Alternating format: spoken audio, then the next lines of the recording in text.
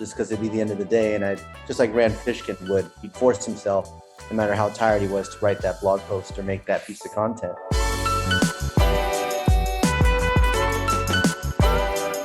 Why not do it with other people? You know, why not do it in a format where people can ask questions too? So that's where office hours came from. So let's give this a shot.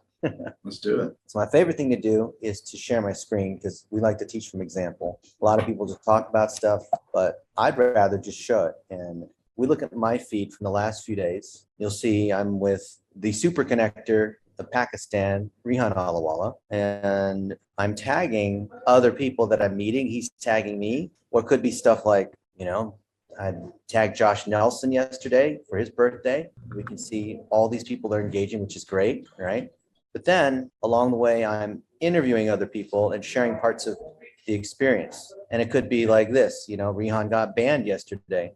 This guy's got 5.5 million followers on Facebook, and he got, because of his own group, posting in his own group, you know, he got in trouble for that, which is ridiculous. So I took the screenshot while we were driving back from the mountains yesterday, and that got a ton of engagement. And this post was right next to this other post I made. So it's not like you have to space them out to be a day apart, right? They're different audiences. Facebook's algorithm knows who's going to engage. So if it's two posts on the same thing at the same time, then yeah, those will overlap. Here's another one. Never let the curious child, this is him tagging me. So we're at the National Incubation Center. I don't even know what this is. I've not even seen it yet. What is this? Super exit here. Dun, dun, dun. Dennis is running away. There you go. Ooh, careful. Oh, GoDaddy has a slide like that too. I don't know why he decided to post that, but okay, fine. This is the one that got him in trouble, got him banned. Say, hey, Dennis is in Pakistan, and we want to train up all these folks and get him $500 a month. And here we are in the mountains in Pakistan. This is our group. Come join me. This is someone tagging me. Kim, who hasn't been in office hours in quite a while. This is still just a day or two ago. This is giving a webinar at Extreme Commerce, which is I think it's the world's largest group of digital marketers at 1.2 million. And this guy has 1.2 million physical students across his location. Not a group as in like people joining a Facebook group. I mean, people actually being in a facility and speaking to their group. And here it is, one of their offices, Extreme Commerce, with Rehan and their other people teaching. Let's see if I can go back a little further. Socks happen all the time. That's great. Here, 2 days ago, I interviewed a billionaire. So this guy sold his mobile company for billions of dollars, got bored of it, moved back from London to Pakistan, and started up all these national incubation centers. So I got on a great podcast. And I didn't even post this. Rehan posted this. And let's see, I spoke at a conference. So other people want to take selfies with me. This guy made me wear some glasses. These people come up to you after you speak on stage. And let's see, here's one of our 7-figure agency friends. Yawar is awesome. So I coached him on his speaking. So you see a lot of these moments just in the last few days where I literally have no time to make longer form content, to edit content, that's all going to be coming.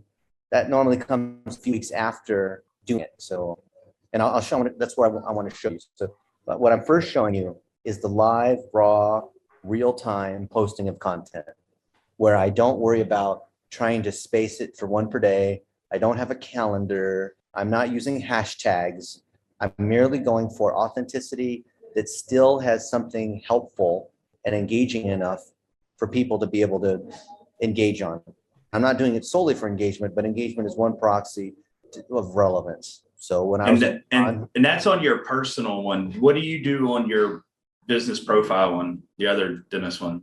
Let's take a look. That is linked to my Instagram. So this is the one we're on right now, which is my profile. Yeah. This is my public figure page. Correct. Public figure. This one has only 18,000 followers on it instead of 150,000 or something like that. And there's similar content, but most of it is cross-posted from Instagram. So when you link your Facebook page to your Instagram business profile, so this was yesterday, there's this bridge and Rehan and Mark and I walked across it.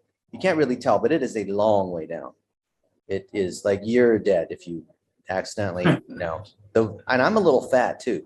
So I stepped on some of these creaky boards, and I think if I put my weight on it, these rotten boards would have snapped, and that would have been the end of Dennis U. But this got cross-posted from Instagram. It doesn't say, but this was from Instagram. I never post directly on Facebook for the public figure page.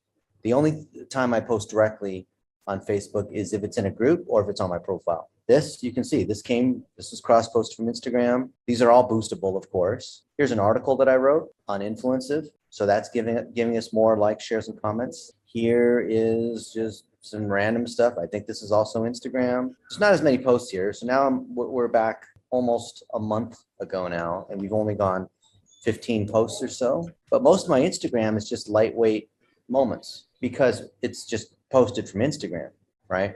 We have the #1 best-selling book in social media for Amazon, right? That's pretty cool. My friend is spinning out in a Viper. This has nothing to do with digital marketing. This has nothing to do with trying to sell anything. This doesn't have anything to do with teaching, but what I am doing is showing who I'm connected to. And I'm trying to do it in a non-braggy kind of way. So if people see that I'm around other entrepreneurs that are very successful, that I'm coaching them or they're coaching me, or that I'm giving credit to my friend Caleb, who is one of the top wealth managers on the planet and speaks now to financial advisors, I honored him in a tweet, and that tweet got 10% engagement, 2,700 on 26,000, right? So I'm teaching, but I'm also subtly saying my content gets pretty good distribution. I have 75,000 followers, so 26,000 is not bad. Of course, not many of my tweets get that far, but some do, right? So you can see this. There's screenshots. I find screenshots seem to work really well on the Facebook pages, and articles work okay. Little videos sometimes work okay, but you'll see it's not exactly the same content, but it's still kind of personal content. Let's go back to my profile. My profile is just me posting real time. I've got way more reach here because I've got 120,000 followers. This is a new feature that Facebook has unlocked for certain people where I think they call it a public profile page, or this is whatever it is, it's a blend between a profile and a public figure page because I get analytics. See, insights only occur until recently on pages, but now I'm getting actually insights on a profile, which is weird, right? So let's see this one on Josh Nelson's birthday. You can't get this on a regular profile. So you can see that the fact that 4,000 people saw it, you're not going to see that unless it's a page. A page or a profile will show you how many video views there are, but they're not going to show you raw impressions on a post. So that's kind of cool. I still can't boost because it's a profile, but Facebook's trying to do something where they want to reward people that are creators. And a creator is someone who creates content for a living. Usually they're a personality and they're a one-person kind of show. Okay, so that's the raw content. Now I want to show you the real magic. And this is something that most people, either they don't understand because they've never been in this situation, or they don't know, what to do, or, whatever it is. I'm going to show you how to go about doing this. So as you guys know, I have an iPhone, so I'm paying $10 a month for all my stuff to go to iCloud, and I'm paying $10 a month or 12, whatever, for everything to go to Amazon Photos too. So, and I'm paying $10 a month for Dropbox. So I'm paying for 4 services to store everything that comes off my phone, not just because I'm paranoid about dropping my phone or, whatever it might be. And I want to show you how I look at capturing video on the cell phone at events and with people, and the psychology behind when I'm taking pictures, when I'm shooting vertically, when I'm making it a video, the angle that I'm using, and then how that relates into editing and how we share it with the video editors and such. So this was just earlier today. I had dinner at the rooftop of Yawar's house. Yawar Siddiqui and his 3 other brothers run RepStack, which now has 175 Pakistanis in Pakistan doing digital marketing white label services. And this is just a simple food thing. He is serving a special dish that's made of basically bone marrow and spices. Then we are interviewing this guy here who's a big time politician, but also believes in our cause of educating the youth. And we're going through his garden, we're in his house. He also is the chairman, I think, of British American Tobacco, and I think he owns Gillette in Pakistan and Durex and all these other sorts of products, which you'd never believe. And notice that these are all shot landscape. And this is the raw video, but there's also pictures along the way. And what people don't know about iPhone is that you can record a video, and as that video is recording, you can hit that white circle on the right side and it'll take a picture while you're still recording the video. That way you don't have to stop, then take a picture, go back to the video, right? So you can see this scene here. He's talking about this special kind of lemon that only grows here, the peacocks, all the stuff that he has inside his thing. but I'm pulling out these scenes, and this I'm pulling out as landscape because I'm playing Inception, where I'm playing chess many steps ahead. I know this is going to be B-roll. These shots are going to be inserted into stories that we talk about Pakistan or about building relationships with these key people, and we'll switch back and forth between interviewing these people, walking around in the garden. Like when you show yourself with people in multiple situations, that's subconsciously saying that you have a deeper relationship with that person, right? So when we're here earlier today, we were with the Minister of Technology. So that's basically like, when you think about the people in the cabinet, for Joe Biden. So these cabinet, this guy's in charge. I didn't get a picture with him because he didn't want to do that. But inside the building, when we walked in, we took some pictures. I think I got some of these walk-in pictures, like a walk-in video. Oh no, that's not, where's the video? Maybe it's still uploading. I think that video is still uploading. But it allows me to, once this video uploads, even if I don't have sound from it, and it's just us walking or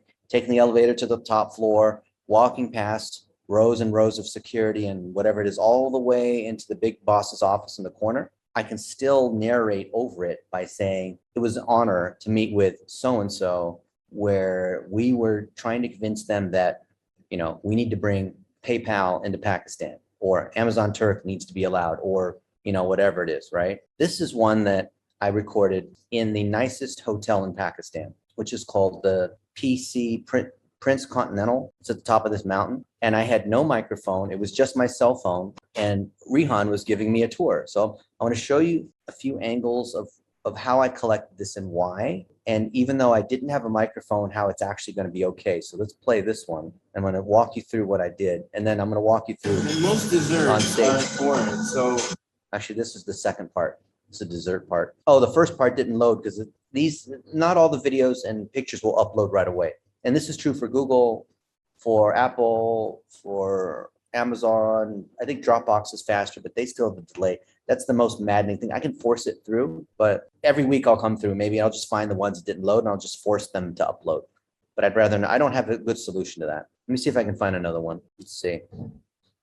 This is the bridge one. So with the new iPhone, you can take pictures in 0.5, 1, and 3x. And you can switch back and forth actually while you're doing the video. When you're doing selfie mode, you have the front camera only, so you only get 1. But when you have the other ones, you can capture all these other sorts of angles, which I think are really key. Most people don't realize you really need to use all 3 of these different angles. Sometimes you want to look further away or closer in, or you have 2 people standing or interviewing each other, so you can go behind the shoulder on one of them to bring both faces together when you're on 3x. Like this guy here, this isn't 1x, and he's on the road. We were in Kashmir yesterday, which we don't want anyone on the internet to know, because you're not supposed to be in Kashmir, right? Because that's the contested India-Pakistan thing. And this guy here, who's right on the border, was selling corn, and he sells these corns at basically like 20 cents, and he makes $5 a day, which is actually a lot of money, because Rihan thought that this guy's probably making like $2 a day or $3 a day. But he's making $5 a day, so $120 to $150 a month. And he wanted to interview this guy about how he became a micro entrepreneur, because he had to get this wheelbarrow looking thing that has this wok that has salt in it to be able to put the corn in it, and talking about what social media do you use? Are you on Facebook? Do you use Instagram? Where do you live? How did you get into this? Do you own this cart? Did you buy it? Did you assemble it yourself? And so Rihan is asking these questions, and I'll shoot this in 1x. And while I'm shooting it, I'll take pictures along the way, which is where these pictures come from. And then I'll zoom in on 3x, and you'll see what the difference is. So it's not that 1x is better than 3x, but it gives you different sorts of views. So the 3x gives you more of a cinematic background blur kind of view with a zoomy kind of lens. And it's great when you want to get in on when you want to share an expression, when there's something that's emotion, something you really need to see their face, whether they're conveying how they feel, to zooming out to the background so you can understand this guy's selling corn and it's starting to rain. And here's these tourists that are driving, because this is the road that goes into Kashmir. So tourists are coming by and they're buying corn from this guy. And I'm capturing it further back so we can see what that's like. So you can see, like, this is Kashmir. It's beautiful. It's green. There's mountains. There's this river here. The reason why Kashmir is contested between India and Pakistan is that it is supposedly the single source of water for both countries. So because both countries are dependent upon this river back here, then neither country is going to want to give in because they both need the water from this big river, right? Then on the road there's tons of these goats and sheep and whatnot. And I'm taking pictures and videos of it because I thought it was fun because you got to stop when hundreds of these goats are coming by. And I'm taking some of these where other people are taking pictures. I've got Mark doing this and taking videos. This is vertical. The reason this is vertical is that I'm using this intentionally for mobile, for part of like a travel vlog to say, what is it like in different countries? And I'm kneeling down, so I'm at the level of these goats' heads. Some of these are pictures and videos. Most of them don't have sound because I intend to put voiceover on top of it, where we have video editors that are kind of doing their thing and making it nice. This is our driver, Arsalan, and he drives a Honda CRV, basically pilot. He's been our driver the last week, morning till evening. He speaks decent English. He's on top of the ball. He'll go fetch coffee. He set up this MiFi device that I'm using right now to be able to connect to the internet. He's very helpful. He has an iPhone 12 and a drone. And he also is the manager of this restaurant and hotel here that his boss owns, which is called the Lemon Lounge, right up in the mountains, this beautiful resort area, and then Jesse's Burger. So this guy manages this stuff. And so Yawar gave us one of his managers. So he didn't give us just any ordinary driver because he wanted to make sure that we were being taken care of. So he gave us Arsalan Turk as kind of our tour guide. Just, for the whole week, this guy was here. He was, calling me, making sure I was okay, getting food, making sure that the AV is set up at the venue when we were speaking, just handling all kinds of details, asking about how to get to India, where to cross. How much money do you think this guy makes as his monthly salary? This guy, Arsalan. How much money do you think he makes? $150. Just yell it out. 300. $300? Yeah. Okay. What else? Who else has got a guess? 150. 150. Okay. 500. 500. All right. Hey, Any other? Dennis, I posted in the group. What iPhone are you using here? This is a 13 Pro Max. 13 Pro Max. Is that like a bigger iPhone than my normal size one? Yeah, the latest iPhone's a 13. The Pro has the better camera and the Max is bigger. And the bigger one does have better battery and it has a slightly bigger screen. You can get the iPhone 13 Pro that will take pictures just as good as the Pro Max. But either way, don't do the mini, don't do the ones that's Okay, so I need the 13 Pro, but it doesn't matter whether I get the Max or not. That's right. And I would have given you different advice a year ago, but I am a firm fanboy Kool-Aid drinking Apple person because of the camera. This camera, this is great. This is bad lighting, but look at how it compensated. And the other thing too is you want to get the one with the larger storage. So I think mine has, what is it? A gigabyte or whatever, not a gigabyte. Yeah, I learned the storage lesson the hard way. I always Whatever it is, they maxed out made it the bigger. I storage. think they have like 2 terabytes now. So they made the storage options bigger. And when you're recording in 4K, like I am, you're going to be using up storage faster than you think. We used to not record, and we used to record in 1080, and you could last a lot longer, but things are going to move to 6K and 8K.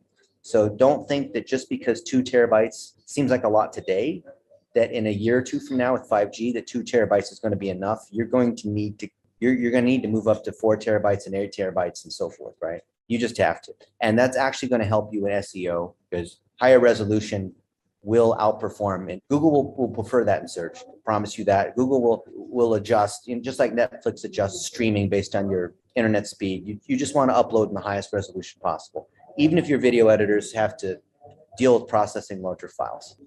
Okay. So I interviewed this guy who's a billionaire, started lots of companies. That video is not showing up here because it's still uploading. So the pictures upload first in Google and Amazon. Videos, you kind of have to push them because I guess they don't want to put the bandwidth in there. Then we were with, this guy runs the NCIB. So he's in charge of all the tech startups and the Wi-Fi and the digital marketing and whatnot. And I captured, I think I got a 10-minute interview with him. And then of course, we got to have pictures with him. And this guy is a boss. This guy, I mean, how often do you get to meet with the top level politician, right? And we're wearing shorts. Good grief. I felt so bad. Now, I want to point out a few things that most people are not going to realize about the art of taking good pictures. You want to take as much high quality B-roll as possible. Now, you can see Rehan is taking a picture of Mark and this guy. I forgot his name. I can't say these people's names. I feel so bad. But what defines high quality B-roll is taking a picture of the picture with as many cameras as possible in the background. I don't think people realize this. The thing that makes a B-roll high authority is having as many pictures and people in the background. I took this in 1x, not in 0.5 or 3x, because I don't want distortion of the faces. If I took it in 0.5, that would make Rehan bigger, and these guys would be small. So when you want to take, so B-roll, you usually want to take that in 1x. I took it from multiple angles. I took it from moving in video and then pressed the white circle so I could take pictures while I'm taking the video. I've got video of us walking in, so you can kind of tell the story of before, during, and after. Then Rehan is interviewing Yawar. So Rehan's a big deal. Rehan's such a big deal that when he interviewed Yawar and tagged Yawar in a post, Yawar gets one friend request every minute. So for the last 4 days, he's been inundated with friend requests. So that makes Yawar famous, because the best way to grow your following, by the way, on any social network is to be seen by other people who are already, you need to be tagged by other people who are big, not buying fans or followers, not running ads. That's just the best way to do it.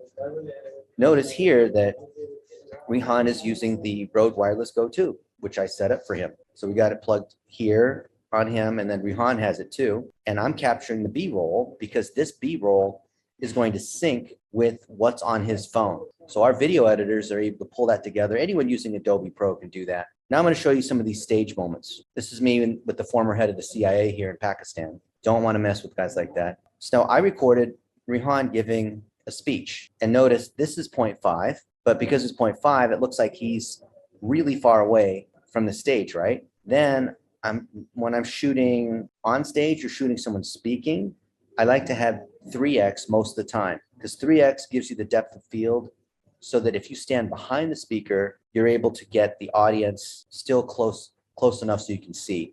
And my favorite shot is showing the camera as B-roll with the speaker, but ideally it goes camera, speaker, screen, showing lots of people in the audience, and then audience. So this one doesn't quite, it's tough to get all these things exactly, so you have to watch and just watch and move as you're moving around on stage.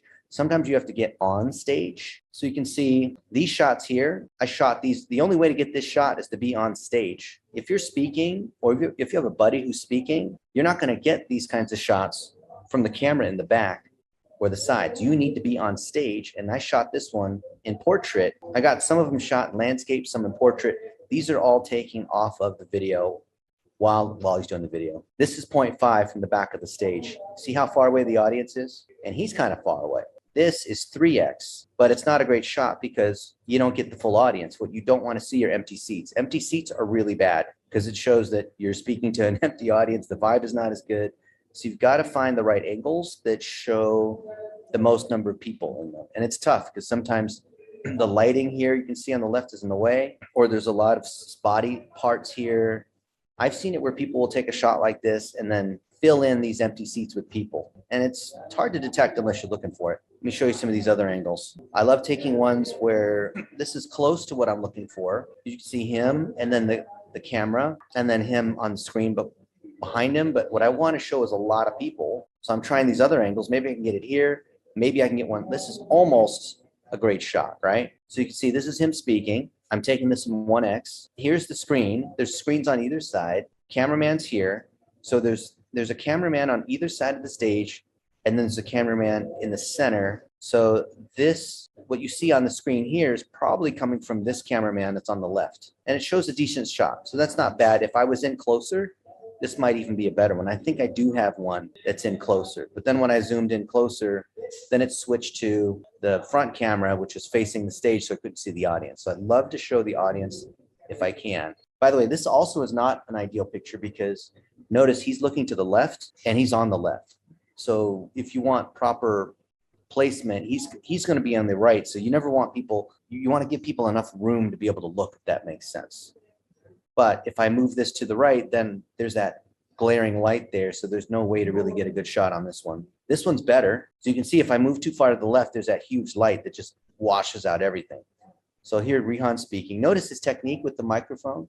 He puts the microphone on his chin, so he always gets good audio. This guy is focused on the audience here, so it's actually not too bad. I've got the camera. I've got the big screen that shows the people paying attention. I have another cameraman here, center of the audience. I have Rihan speaking. This looks like it's a big stage, but you don't really know necessarily. So this is a pretty good shot. We could put a quote on top of it. Let's see. This is me speaking. When I'm speaking, I like to speak right up at the tip of the stage. I'm not going to hide behind the podium.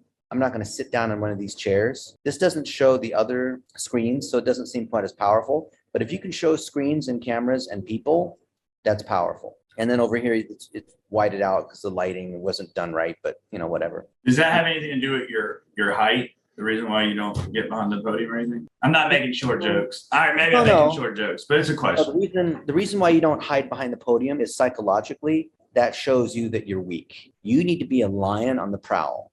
And the lion doesn't just stay in one spot hiding. The lion walks the perimeter. The lion will even walk among the audience. And what typically happens with speakers is, especially new speakers, is they will grip the podium for dear life because they have their notes, they're reading their notes. They don't have the confidence and the coolness to be able to just walk out on, move all the way to the other side of the stage on the left, come back to the center, address the center, move all the way to the right. And that takes some practice. Because if you just stand in one place, you're only going to be able to hit maybe, a quarter of the audience. And then how about everyone else? Because usually the podium is off to the side a little bit. If it's on the right side, what about all the other people on the left side? It's not good. There's nothing to do with being short. The reason why the podium here, let's take a look at this. See if I got a couple shots to prove this. I could be 2 feet tall. It doesn't matter. The stage is raised. So the reason the stage is raised is to give people the apparent height, because whoever's the tallest has authority, right? Because what you don't want to do is, have the speaker be way down below. I mean, unless it's like theater seating, but notice this gives us an extra 2 or 3 feet of height, and then everyone else is sitting down, which cuts down 2 feet of height. So that way his head is clearly the highest, right? But even if you're 3 feet tall, your head's still going to be above everyone else's head. And the podium is clearly in the corner of the stage. It's not a good place to be. Plus, it's hiding. You can't see somebody. If you can't see somebody's whole body, you can't trust them. That's why when you're doing a Zoom call, imagine, you're really good at doing whatever you do, but in a Zoom call, they can't see you. That's just, that shouldn't matter, should it? But it does. That's like, let's say you do a business deal. You're doing a business deal with somebody and everything's going really well and they love it and the vibe is awesome. And then you get up from the table, because it's not a Zoom call. You get up from the table, from the conference room. And instead of shaking, they reach out to shake your hand. You don't shake. You refuse to shake their hand, but everything else was exactly the way it should be. What's going to happen? Will that deal close? Probably not. Why not? Because they can't trust you. That's right. And for the same reason, they got to be able to see your hands here. They got to be able to see your body language. 90% of the communication is nonverbal. You know that only 10% of the communication is verbal. So you have to be on stage where they can see you, your whole body. You can't just imagine like Rihan decided to walk behind this red TV screen thing and just give his talk that way. And he said the most amazing things like he always does. Like no one would believe that. He's hiding.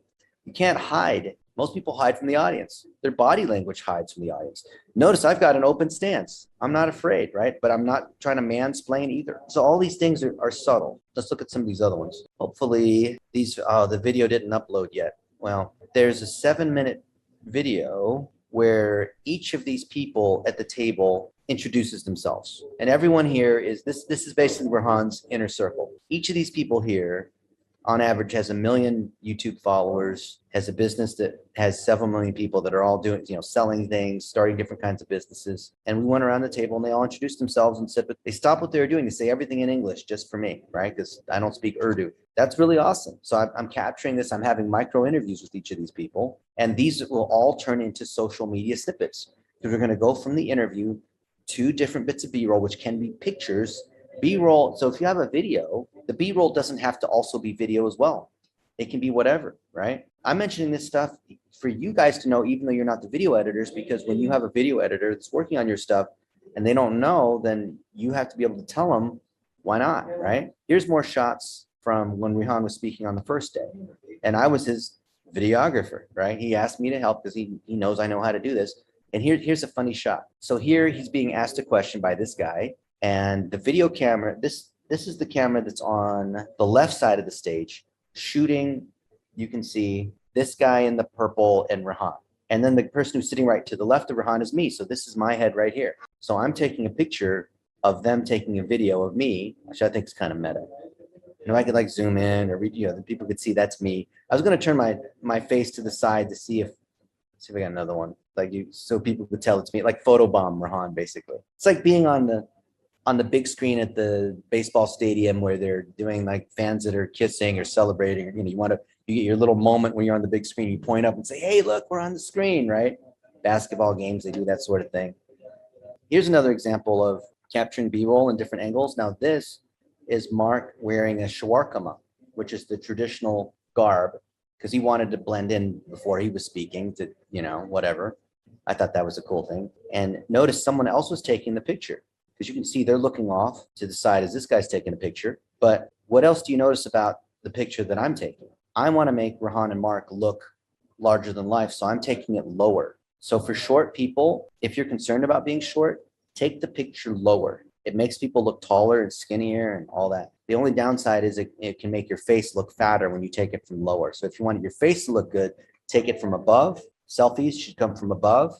If you want to make someone look taller and someone else is taking the picture, shoot lower. And it's subconscious. People don't really realize that this camera is being taken from waist level, but subconsciously it gives these people higher stature, and the same, it feels like they're on stage basically when you that's why Tom Cruise loves these angles. Tom Cruise is 5'5". I'm taller than Tom Cruise, just barely.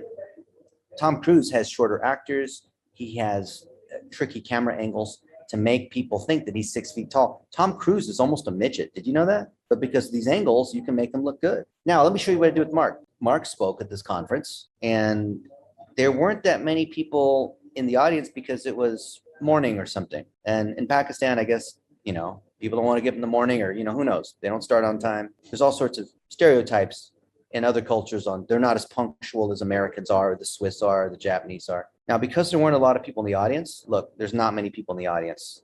Not good. This is only 4 or 5 rows back. There's like 30 rows or something.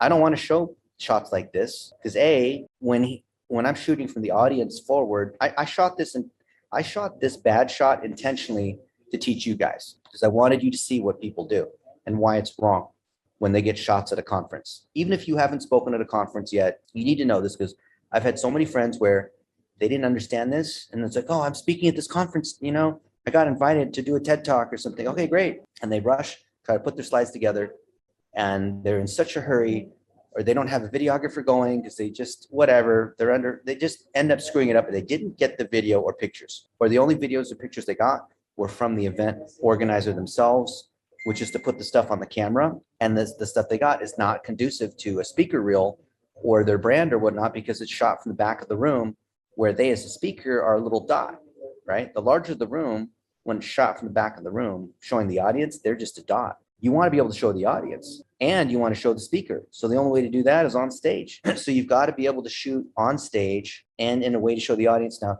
this one here is my creative way of showing that Mark is popular. How? One, I've got multiple cameras and photographers that are taking pictures. So subconsciously, we're validating that he's authoritative. Who knows what he's actually saying, right? Number two is I'm shooting this one in 3x. 3x allows the background to come closer so I can actually see his face. If I shot this in 1x, it'd be like the other shot I just showed you, where I think I took 1 or 2 in 1x just so you could see what the difference was, right? You see how 3x allows you to show the audience and bring that face up close. So if I take this shot, you can see this guy on the right is filming, right? If I move to the right just by a little bit and I line up this guy slightly diagonally with Mark, I'm able to shoot over this guy's shoulder and capture this shot. But you see, this is only possible shooting in 3x. You're never going to get this in a 1x, which is why you need the iPhone. I know the other manufacturers can sort of do it, but the iPhone just does it more seamlessly. Here's another example, 3x, right? This is 3x in landscape instead of 3x in portrait. Now this works pretty well. And I took 3 or 4 shots of this to get this right because there's multiple people in the audience that are clearly interested. Mark is making an authoritative gesture. There's slides that show him and his face and all this. There's part of a screen which isn't used the way I want it to be, whatever. This is a good shot, right? This is a cover photo worthy shot. But you know what sucks with most people when they get their audience shots, because sometimes you get a room where there's 500 people and that looks good. But if that audience is just looking down on their phones or they're not really paying attention or whatever, that's really bad. Because it's like, okay, you got all the people in the room and somebody's speaking, but this guy doesn't carry enough power to carry the attention of the folks in the room. How crap is that, right? So you never want that, because then it's just no one's going to listen to you, right? If, for example, you're speaking at a conference and the room is nearly empty, you don't want to show the audience at all. Instead, you're going to show shots like this. Now this, I told you that typically when you have the speaker looking in a direction, you want to have the room and have space in front of them and not space behind them, right? Because if I have him on the left and all the space is behind him, that's weird, right? But in this case, I did it because the audience was relatively small and I wanted to show it was a bigger stage. So and I got a camera here in the back. So these are all little elements of authority: bigger stage, camera, professional lighting, large audience, cheering crowd, panning video. Here's a shot at 0.5. See? So 0.5 makes the stage look so far away. Here's the left and right camera. I guess this is their intro. So Mark's just about to be on stage, so he's, maybe a little bit nervous. This is the event organizer. So you can see the shadow of me taking a picture of these two having a nice moment. Now, once the video uploads, you're going to see me follow Mark up on the stage while the organizer says, Mark and I, we personally know each other, and he's an amazing man. And, I've gotten to know him recently and blah, blah, blah. So those are all fantastic moments that we've weaved together. There's so much B-roll that I can collect from all these different shots from him speaking. Even if he's talking about a topic, his topic was Kubernetes and Google Cloud and large-scale SRE DevOps, right? You guys probably don't care about that. But if you're a Twilio or a Facebook or a big company with huge databases and servers and code to manage, then you do care about that. But even though his topic was about DevOps and containerization, because he was speaking at the developer conference part, I can still use all this stuff here as B-roll with a voiceover from him speaking from a podcast or just something that he voices over on top of something else. So the beauty of B-roll is it's very flexible, right? This is a great shot. There's this light here which illuminates the hair, which gives the sort of radiant angel glow. Even people that are bald, they can still get this. That's why you always have that backlight, which is exactly diagonally opposite to the key light, which is your main light. They have these aperture lights. You have lots of these camera people that are running around. Like, this is a good shot. This is a high authority shot. So you want stuff like this. You could put a quote here. Make it a quote card. Let's say there's something he said, like, everybody should make $500 a month. Whatever it is, you put it over here on this background, right? You could use this in many different ways. Put it in your speaker reel, timeline cover, insert it into landing pages, cut and paste different, mix and match from other content that you have. This is all just from the last few days. And what you're seeing on my phone, this is just my phone, are pictures and videos that I've taken, mostly video, that's going to be combined in shared drives with all the other stuff that we've been taking along the way, and it'll produce some pretty incredible things. I love showing candid shots. So when the speaker or the client or my friend is talking to someone else who's important, I'm going to capture that, right? The behind the scenes, like getting mic'd up. So here he is. They're putting the headset mic on. I think that's called the Countryman. They're making sure sound is working well. Those are all things that show high authority. Mary Henderson, who's, if you do a search on, personal branding expert, she shows up right at the very top. You're going to see that exact same thing. Let me show you. Look, people are running ads on her name. Watch this. So this will give you an insight into how people do high authority content. Okay, what's she doing? Lots of lights. There's a picture of her. There's professional cameraman. Ooh, fancy, very expensive camera. Look, there's a director, and there's Mary there. There's lots of different screens. She must be very important. Someone's in a director chair, and they've got the sound on the boom pole, right? And then Mary is there as the big star, right? Funny thing is, I don't think she's even, I think this might be just B-roll or whatever it is where they just put her. I bet you we could take this whole thing and put your face there where it's her face, kind of like the fake Zoom background thing. But do you see like why people see this as being important? For the same reason you see podcasters who like to have these ridiculous mics in front of their face. It makes them feel like they're important because there's all this equipment. I like to hide the equipment on podcasts. Yeah, there you go. That giant thing covering your face. Maybe you have bad teeth. You don't want people to see your teeth. I mean, yeah. So Jonathan you do want to have the thing up close to your mouth, within 12 inches of your mouth to get good sound. Let's see, what else do we have? This is Mark being silly. He wrapped a towel around his head. He's in the wrong country for that. Let's see what else. We went to, there was a concert as part of this. This is one of the top YouTubers in Pakistan. He's got 110 million views and teaches people how to do graphics design. And he teaches it in Urdu. I interviewed him too. I don't think the video shows up. Let's see if is the video here? I could show you why I got the video in a certain way. Oh, here's another one. This guy, Amir, is a designer, and he's been working for me for 7 years, every day, doing a great job. And I met him for the first time just a couple days ago, which is really awesome. And he was just really happy. I was super happy to meet him because this guy is the one who's produced most of these presentations that you've seen, right? These documents, this guy is the one who's done them. And he started out making a couple bucks an hour. I think he makes $10 an hour now, $12 an hour, something like that.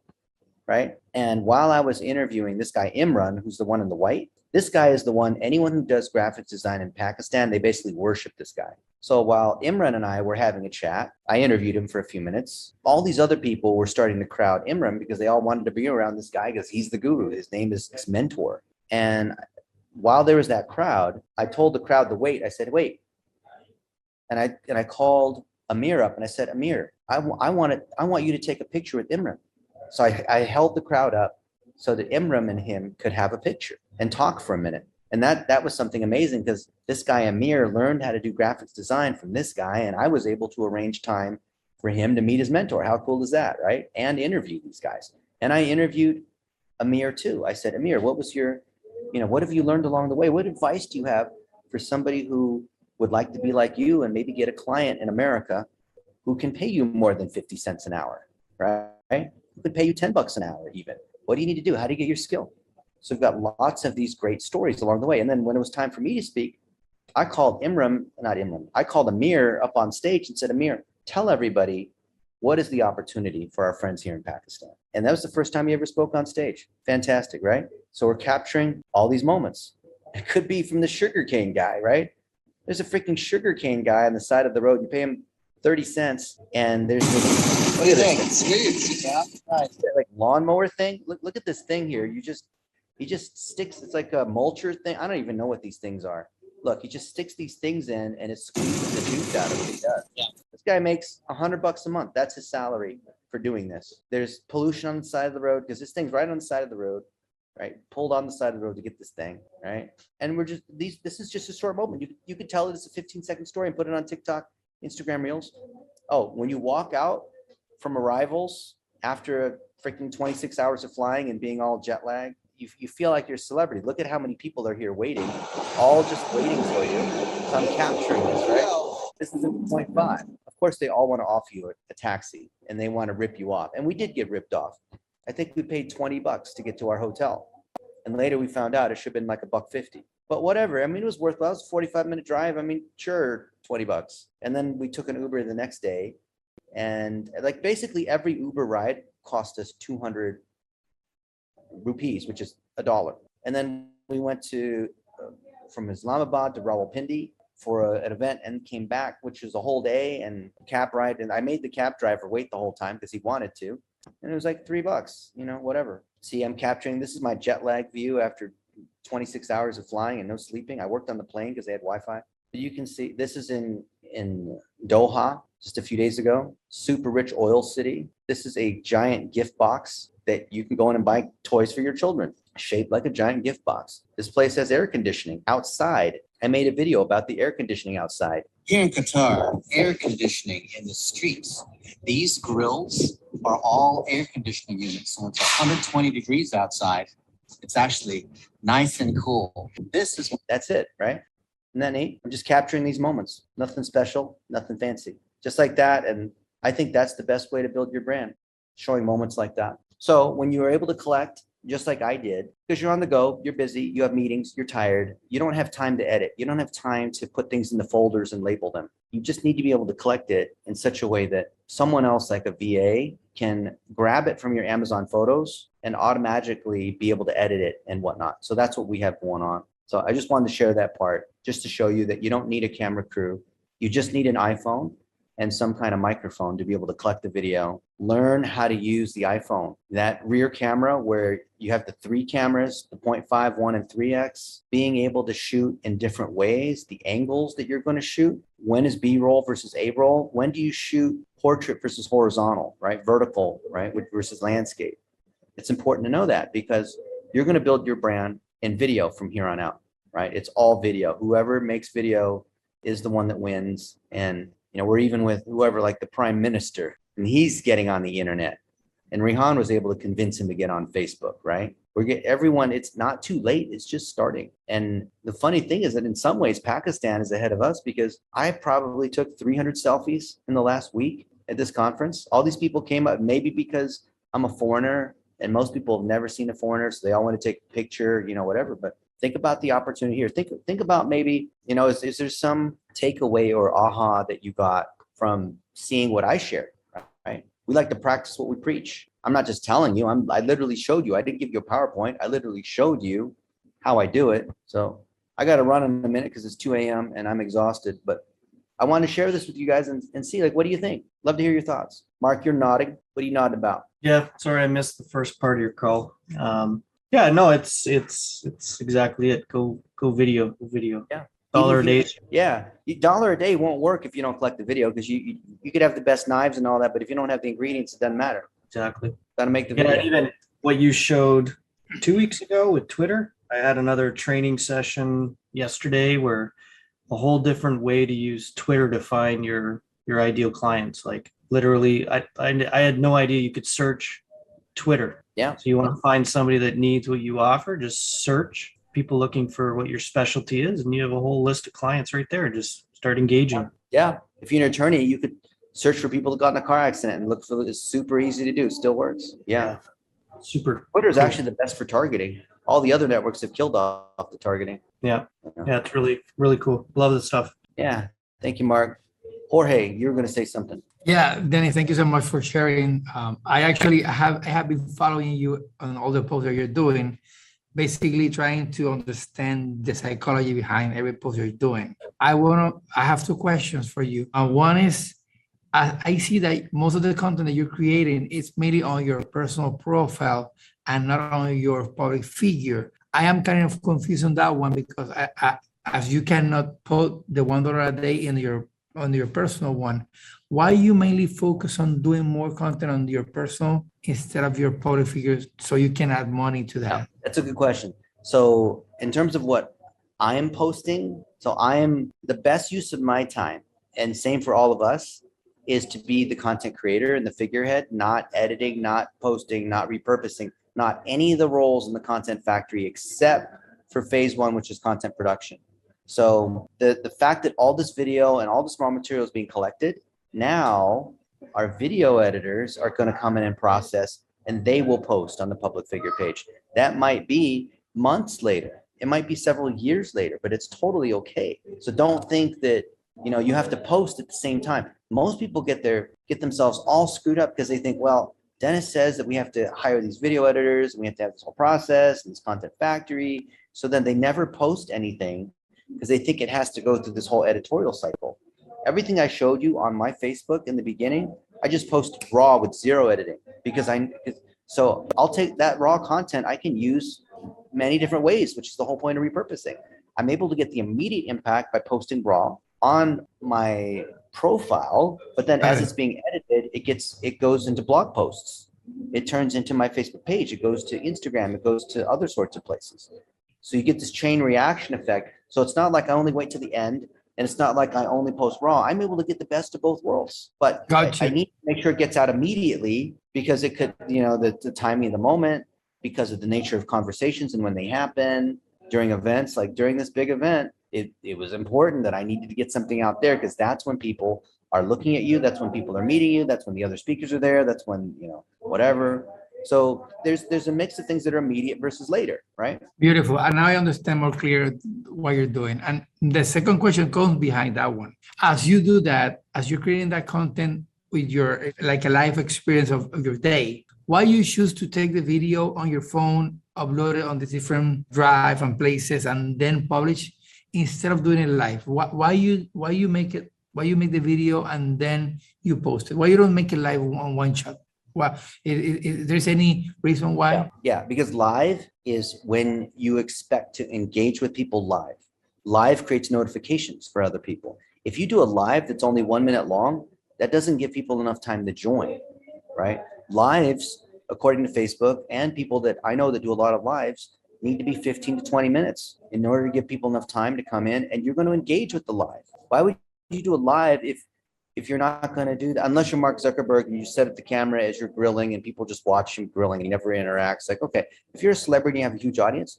The other reason is most entrepreneurs have no audience. So if your regular organic posts, which may last 8 to 12 hours or however long, get hardly any engagement, how much engagement do you think you're going to get with zero notice on a live that goes for 20 minutes? Most of us don't have a big enough audience that going live is going to draw enough people in to make it worthwhile. There is one legitimate reason to go live beyond the obvious ones like you're a celebrity, you have enough audience or whatever, and that is to force content creation. Sometimes people will just make all these excuses, and the way to bust through that is, you know what, we're just going to go live, just like a podcast, just like any regular conversation, and then there's no need to script out everything perfectly. But the trouble with doing that is that a lot of lives tend to be wandering, and the people that do lives don't know how to speak clearly. So it's very, you can always say, oh, well, the video editors will try to figure it out and make it better and make, like, no. You know, reality TV on whatever your favorite channel is, Parking Wars or, you know, some storage units or like whatever the thing is that people, reality, all these people, the MTV Real World, they get angry and they fight. There's some kind of drama, right? Those are all scripted. You know why? It's because if they were just live following people and just hoping stories would happen, if literally they just set up all the cameras and just let random, let's just say that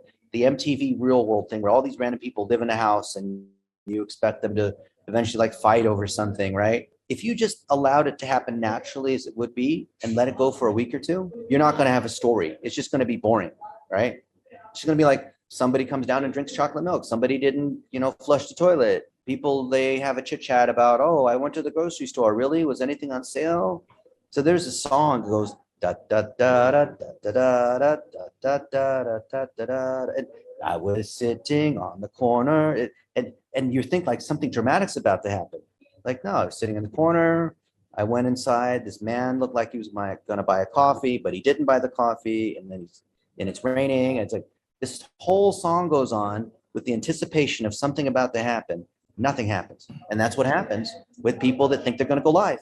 Unless you're a pro level public speaker, I know this is unpopular advice. I say don't go live. Going live means you're going to attract the live audience right then. How lame is it if you go live and you have no audience? Other people can rewatch your live and see you have no audience. You're a loser now. If you can't get engagement organically on a regular post, why would you go live? That's even harder. Perfect. I actually did what you said before. I obligate myself to do some live just to get out of the excuses and just jump and do the video, and that's it. That was the main reason I did it. But I didn't think about all the other stuff that you are telling right now. I actually bought that software called OneStream, allows me to do one video and it's shared in different like 10 places at the same time. But now I don't know if it was a good investment on that tool, because it won't be like a good idea to do that. I mean, there's something to be said about like a Restream or what's the other one? I mean, even Zoom has integration where you can stream on Facebook and LinkedIn at the same time. But let me ask you, I mean, of people that do the Zoom and push it out to all these different channels and whatever, I've seen this hundreds of times. I've almost never seen anyone get any traffic. They're like, we're live in 13 places. Yeah, you have 2 viewers in total across those 13 channels. Doesn't matter. Can you get traffic? What do you need to do to drive traffic? That's what matters. It's not because you went live. You know, unless you're like some news reporter and you're on the scene right now at the accident. No, it's vanity that unless you really are, you're a great singer and people want to come listen to you live. I see a lot of people go live, and you know what happens? You probably do this too. You're scrolling and it says, oh, so-and-so, Maria Lovato is live, but you don't want to click in it because it says 0 people watching, right? Actually, it doesn't say 0 people. It'll say, if there's 0 people watching, it says live. If there's 1 person watching or 2 people watching, it'll say 2 people watching. And so you don't want to go in, because if you go in, then they're going to notice that you came in. And if they suck or whatever, you have to leave. So you don't want to have the shame of leaving. So you don't want to go in. And it's because I've been in these ones where there'll be a friend of mine and I didn't know any better. And I'll jump into their live and they'll call me out saying, oh, hey, Dennis, welcome to the show. And I'm thinking, I'm the only viewer that you have. Why are you acting like you're announcing this thing in front of so many people?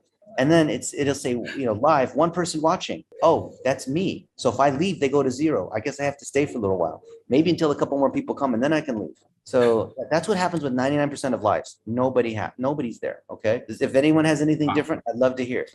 But I've seen this. It's very sad. Don't go live unless you have an audience. I'm sorry. Yes, there's billions of people on social media, but it doesn't mean they're going to watch you. Okay. Same thing with TikTok. I won't name the guy, but someone who's very well known, well, not very well known, pretty well known in the world of online advertising. He went live on TikTok, and I was in the toilet, whatever. So I clicked on it just for fun, just to see what he was saying. And he had 2 people, me and someone else. And he's a smart guy. If I mentioned his name, you probably know who he was, but he continued to go on, and I left, of course, and came back, and I looked back later just to see, and he was still going live 40 minutes later.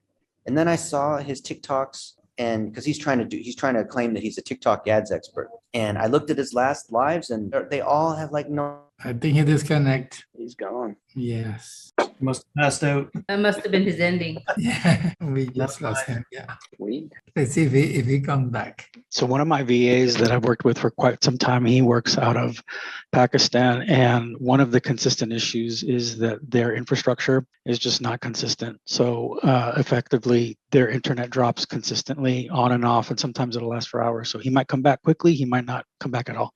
So anyhow, it's good to see you guys. Happy Wednesday, team, and you guys are doing great as always. You do. Take care. Take care. Okay. I am happy because I got some answers to what I was looking for.